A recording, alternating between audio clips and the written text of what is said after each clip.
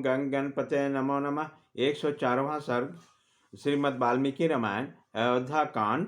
वशिष्ठ जी के साथ आती हुई कौशल्या के मंदाकिनी के तट पर सुमित्रा आदि के समक्ष दुर्पूर्वक उदान श्री राम लक्ष्मण और सीता जी के द्वारा माताओं की चरण वंदना तथा वशिष्ठ जी को प्रणाम करके श्री राम आदि का सबके साथ बैठाना। महर्षि वशिष्ठ जी महाराज दशरथ की रानियों के आगे करके श्री रामचंद्र जी को देखने की अभिलाषा के लिए उस स्थान की ओर चले जहाँ उनका आश्रम था। राजा रानियों मंत्र गति से चलती हुई जब मंदाकिनी तट पर पहुंची तब उन्होंने वहां श्री राम और लक्ष्मण का स्नान करने का घाट देखा। उसी समय कौशल्या के मुख पर आंसुओं की धारा चल पड़ी। उन्होंने सूखे और उदास मुख से दिन सुमित्रा तथा अन्य राज रानियों से कहा, जो राज से निकाल दिया गया है तथा जो दूसरों को क्लेश न देने वाले कार्य करते हैं उन मेरे अनाथ बच्चों का यह वन में दुर्गम तीर्थ है जिसे इन्होंने पहले पहल स्वीकार किया। सुमित्र, आलस्य रहित तुम्हारे पुत्र लक्ष्मण स्वयं आकर सदा यह मेरे पुत्र के लिए जल ले जाया करते हैं। यद्यपि तुम्हारे पुत्र ने छोटा से छोटा सेवा कार्य भी स्वीकार किया है तथापि इसे निंदित नहीं हुए, क्योंकि सद्गुणों से युक्त जेठ भाई के प्रयोजन रहित जो कार्य होते हैं वे सभी सब निंदित माने गए हैं। तुम्हारा पुत्र उन क्लेश के योग्य नहीं है जिन्हें आजकल वो सहन करता है। अब श्री राम लौट चलें और निम्न श्रेणी के पुरुष के योग्य तक जो दुखजनक कार्य उनके सामने प्रस्तुत है वो उसे छोड़ दें, उसे करने का अवसर उनके लिए न रह जाए।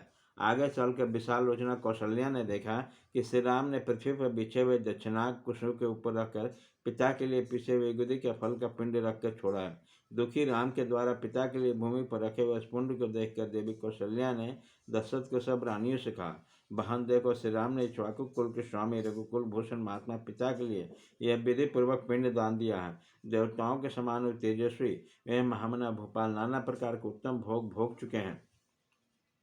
उसके लिए भोजन भी मैं उचित नहीं मानती। जो चारों समुद्रों तक पृथ्वी का राज भोग कर भूतल पर देवराज इंद्र के समान प्रतापित था, वे भूपाल महाराज दशरथ पीसे हुए युगदी के फल का पिंड कैसे खा रहे होंगे।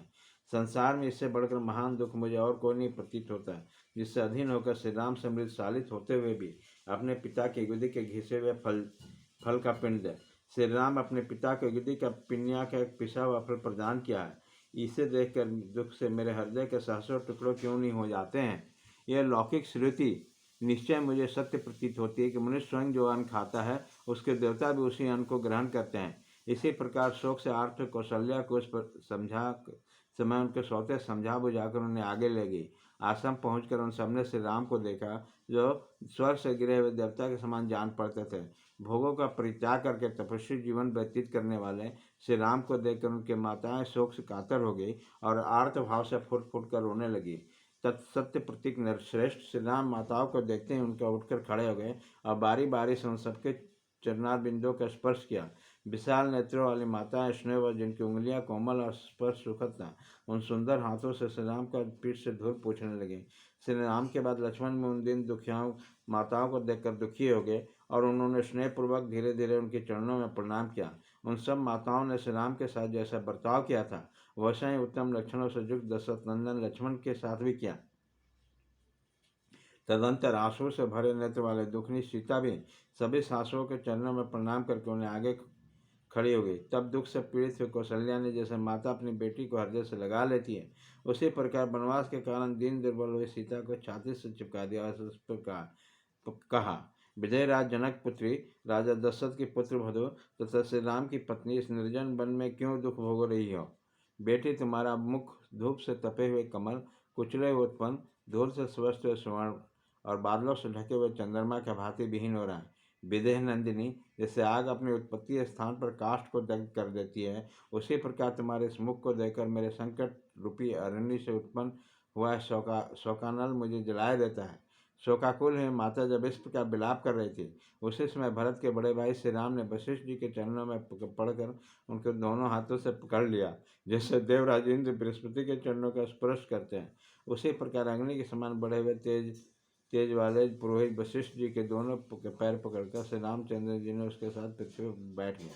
तदंतर धर्मात्मा भरत एक साथ आए हुए अपने सभी मंत्रियों तथा प्रधान पूर्ववासी और सैनिकों तथा परम धर्मज्ञ पुरुषों के साथ अपने बड़े भाई के पास पीछे जा बैठे। इसी प्रकार श्री राम के आसन के समीप बैठे हुए अत्यंत पराक्रमी भरत ने दिव्य दीप्ति से प्रकाशित होने वाले श्री रघुनाथ जी को तपस्वी के भेष में देखकर उनके प्रति उसी प्रकार हाथ जोड़ लिए जैसे देवराज इंद्र प्रजापति ब्रह्म के समान समक्ष विनीत भाव से हाथ जोड़ते हैं। उसी समय वहाँ बैठे हुए श्रेष्ठ पुरुषों के हृदय में यथार्थ रूप से यह अत्यंत कौतूहल सा जाग उठा कि देखे ये भरत जी श्री रामचंद्र जी को सत्कार पूर्वक प्रणाम करके आज उत्तम रीति से उनके समक्ष क्या कहते हैं। वे सत्य प्रत्येक राज श्री राम, महानुभाव लक्ष्मण तथा धर्मात्मा भरत, ये तीनों अपने सुहृदों से घिरे हुए यज्ञशाला के में सदस्यों द्वारा घिरे हुए त्रिविध अग्नियों के समान शोभा पा रहे थे। इसी प्रकार श्री वाल्मीकि निर्मित आश्रमायण आदि काम के अयोध्या कांड में 104वां सर्ग पूरा हुआ।